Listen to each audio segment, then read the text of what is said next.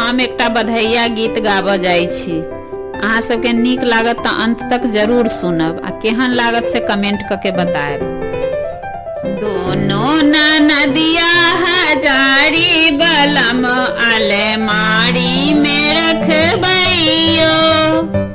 दोनों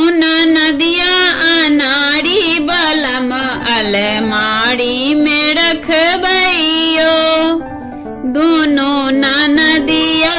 गेल फुलबारी,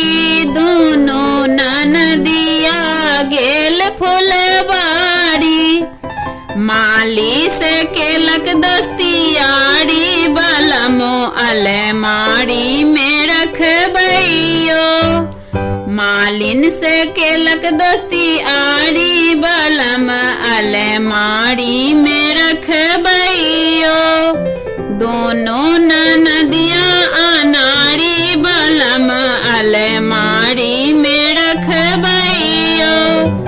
दोनों नदिया गेल मंदिर पर, दोनों नदिया गेल मंदिर पर, पुजारी से केलक दस्तियारी बलम अलमारी में रखबैयो, पुजारी से केलक दस्तियारी बलम अलमारी में रखबैयो, दोनों नदिया नारी बलम अलमारी में रखबैयो, दोनों नदिया गेल स्टेशन पर, दोनों नदिया गेल स्टेशन पर, स्टेशन मास्टर से केलन दोस्तियारी बलम अलमारी में रखबैयो,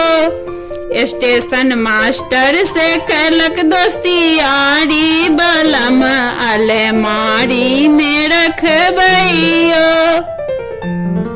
दोनों नदिया अनारी बलम अलमारी में रखबैयो, दोनों